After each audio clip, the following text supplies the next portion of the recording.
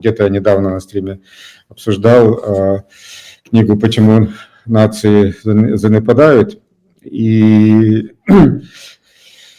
то, что там авторы скрывали, когда описывали ситуацию, исторические события, то, что скрывали то, что все государства тормозят экономический рост, просто одни больше, другие меньше. И такой вывод следует из всей их книги. Вместо того, чтобы сделать этот вывод, они говорят, что вот есть государства, которые ускоряют экономический рост, а есть, которые его тормозят. И в этом смысле Трамп как раз такой пример, который, да, будет тормозить, потому что он государство. Сам сбор налогов уже, в принципе, это торможение экономического роста, роста благосостояния людей.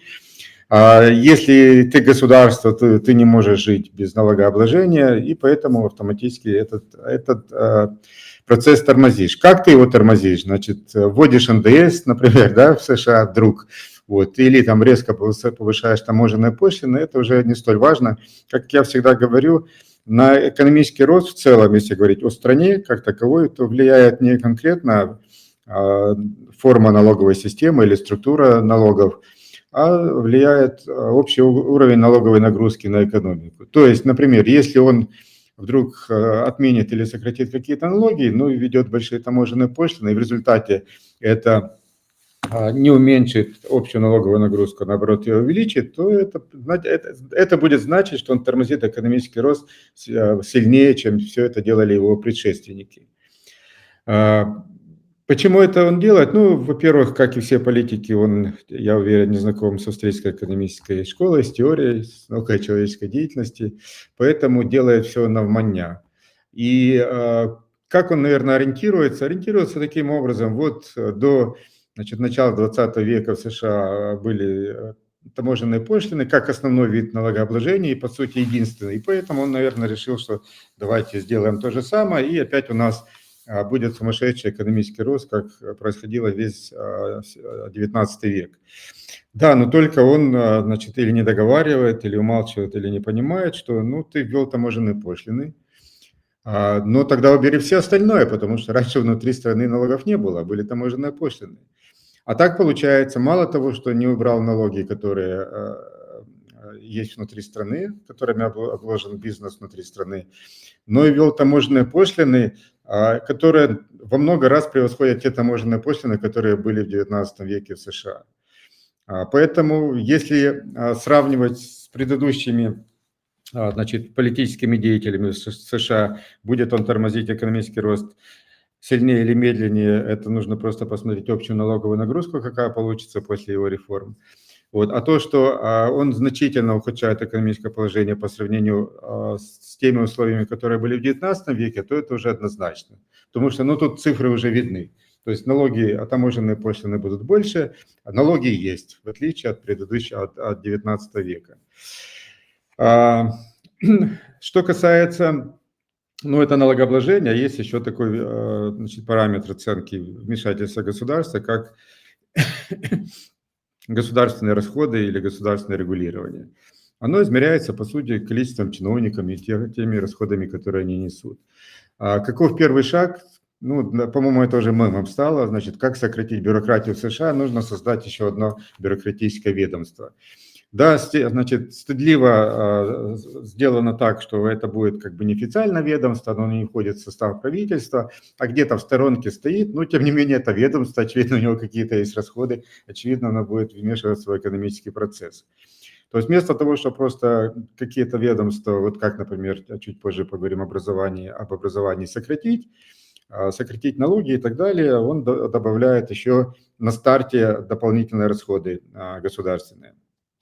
И, ну, не важно, что это горячо любимый всеми нами Маск, тем не менее, его ведомство будет потреблять, во-первых, те таможенные, говорю, да, налоговые ресурсы, раз, и, во-вторых, будет осуществлять расходы те или иные, потому что, ну, не знаю, канцтовар надо им какие-то покупать, там, не знаю, компьютеры, еще что-то.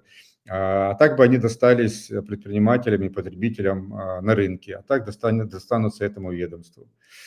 Откуда деньги? Ну вот забрали как раз у предпринимателей и у потребителей через налоги или напечатают, что тем самым все равно заберут ресурсы у людей. Это, кстати, показатель, вот этот пример. Тут неважно, ну, налогов соберут и профинансируют покупку этих компьютеров этому ведомству или просто напечатают деньги, и за эти деньги купят эти компьютеры. Но результат один и тот же.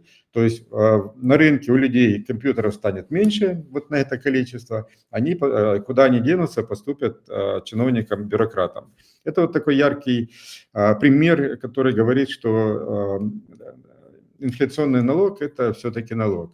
А суть налогов в том, что суть налогов не в том, что собираются деньги у людей, потому что деньги – это средство обмена, посредник при обмене.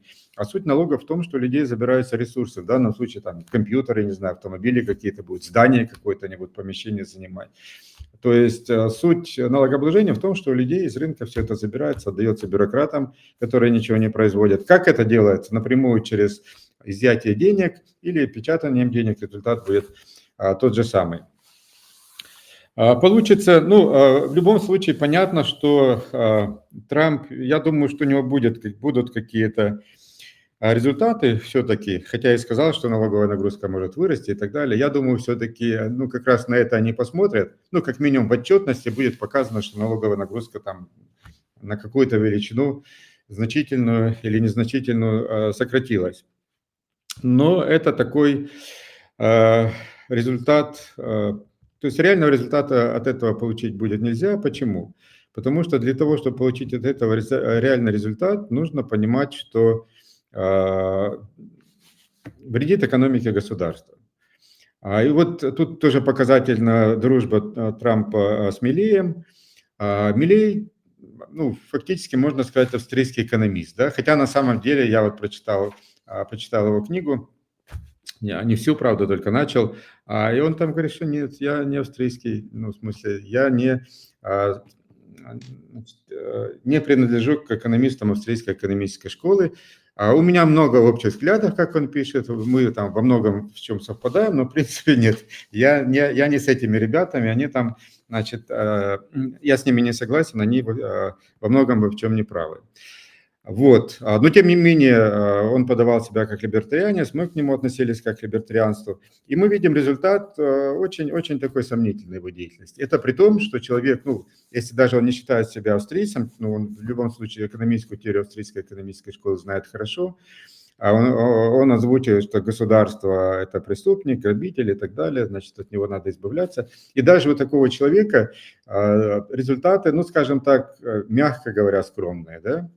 А Трамп нет, он не австриец, он не либертарианец, не анархокапиталист, он считает, что государство необходимо там, и так далее, и так далее.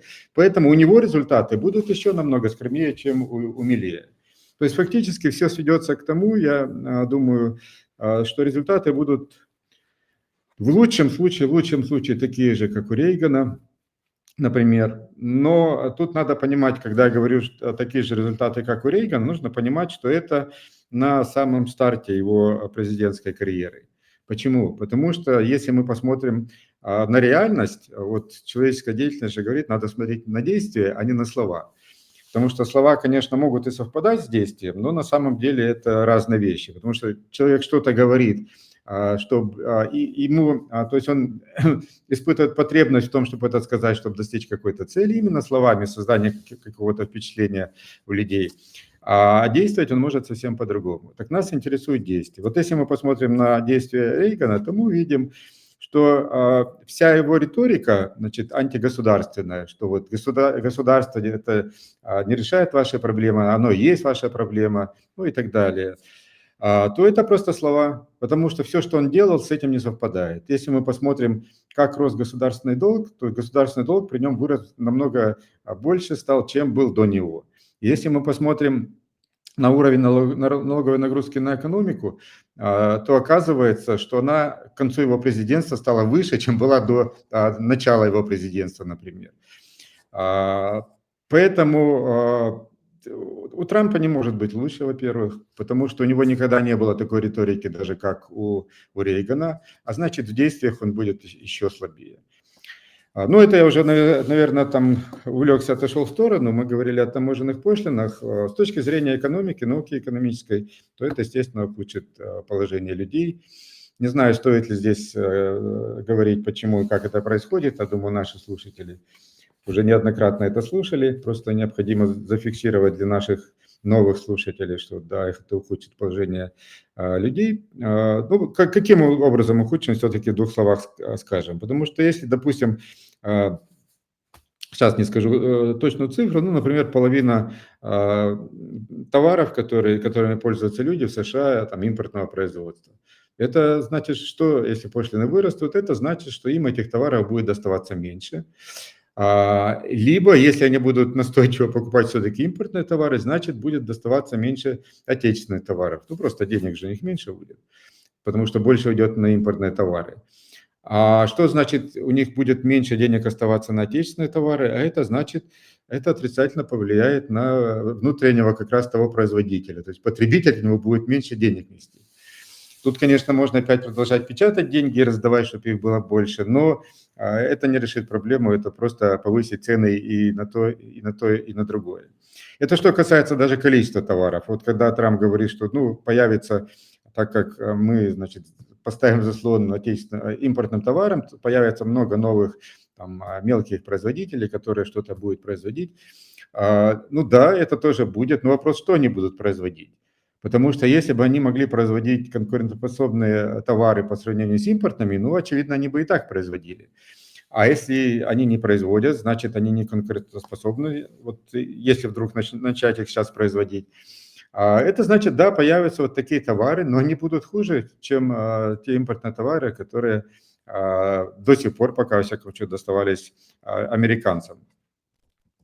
Необходимо же понимать, что вообще основная, как сказать, основная причина, почему таможенные пошлины, или, скажем так, глобальная такая научная причина, почему таможенные пошлины ухудшают экономическое положение внутри страны, потому что фактически это вмешательство в разделение труда, в систему разделения труда, то есть ухудшение эффективности разделения труда. Почему что-то произведено в США, что-то, значит, в других странах, почему они обмениваются этими товарами и услугами? Потому что это элементы разделения труда. Ну, не знаю, те же самолеты, когда собираются, то из них фактически все части производятся в разных странах, собираются там в конкретной стране. Почему? Ну, потому что так запчасти, ну, в смысле, комплектующие получаются качественнее, надежнее и дешевле. В результате самолет получается качественнее, надежнее и дешевле. А теперь получается, что эти самолеты будут менее качественные, менее надежные и более дорогие. То есть вот жителям Аляски я бы, например, посочувствовал в данном случае, потому что они-то как раз очень много пользуются самолетами частными, так как у них там нет дорог ни железных, ни автомобильных. Вот как минимум для них это точно ухудшит ситуацию, потому что вновь покупаемые ими самолеты, а где их придется покупать, либо покупать что-то будет, допустим, производиться в США или расширится производство, но из менее качественных комплектующих, потому что, значит, самим придется что-то тут делать. Да, когда-нибудь, может быть, они там дорастут до более высокого качества товаров, в смысле производимых комплектующих, но до этого попадает много самолетов. Но это в самолетах я только пример привел, один из примеров. Ну, можно взять и автомобили, можно взять все что угодно. Даже, не знаю, там пирожное можно взять, очевидно, там тоже есть какие-то ингредиенты, производимые там за рубежом и так далее. Ну, вот, не знаю, там сахара не будут сами производить, сахарный тростник, или там чем-то будут заменять, буряк начнут выращивать больше, или как это будет. То есть в любом случае это повлияет, ухудшает производительность, вернее, разделение труда. То есть я всегда вот на семинарах рисую такую схемку, ставлю какую-то точечку, такую компанию в центре доски и рисую вокруг огромное количество точечек разных компаний. И вот компания, она что-то производит, ей нужны контрагенты, партнеры, поставщики, там какие-то сервисные компании. Она заключает договора с разными компаниями, в результате из этого всего получается ее продукт. Вопрос, с какими компаниями вокруг она заключает договор? С такими, при котором сотрудничество с которыми получается наиболее качественный, наиболее дешевый продукт, который больше всего востребован потребителями.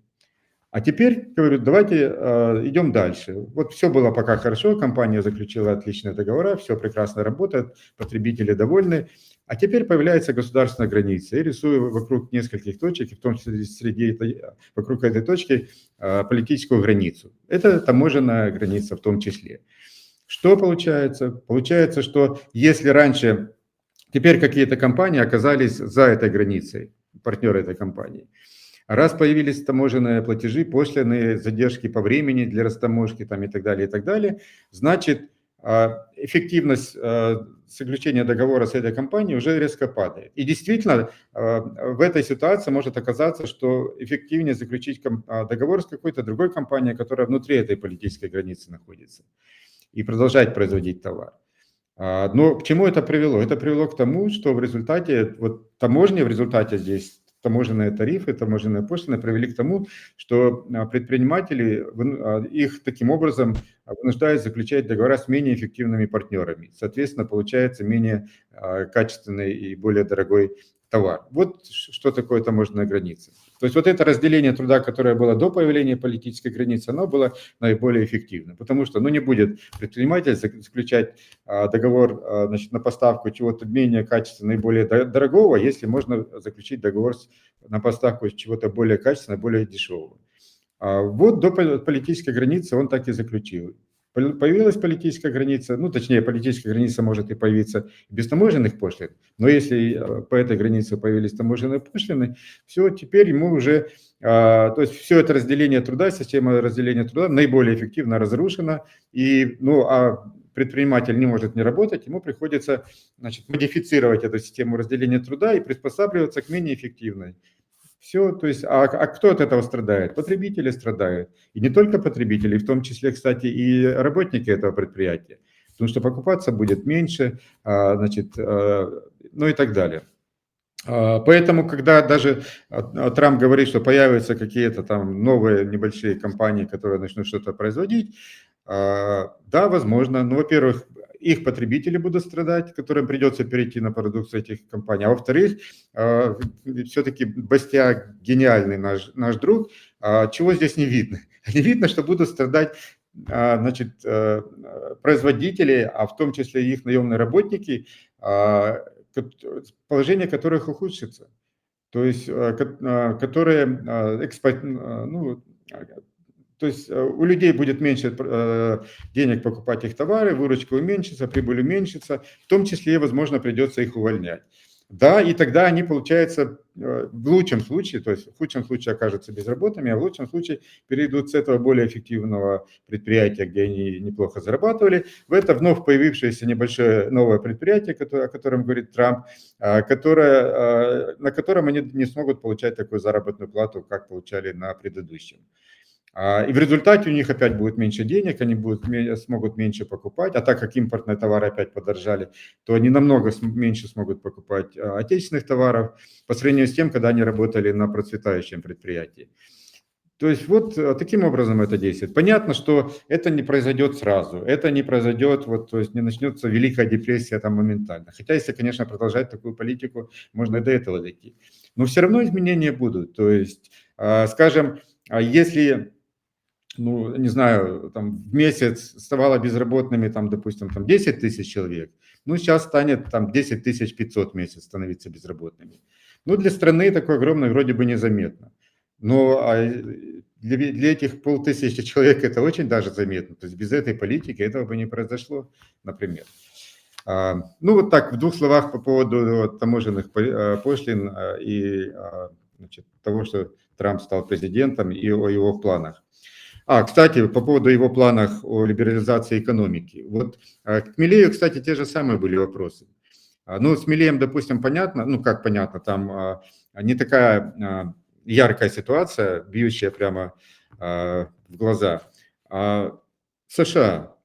То есть там же огромная когорта ученых и специалистов австрийской экономической школы, которые как раз говорят о необходимости либерализации рынка, освобождения предпринимателей там, и так далее, и так далее.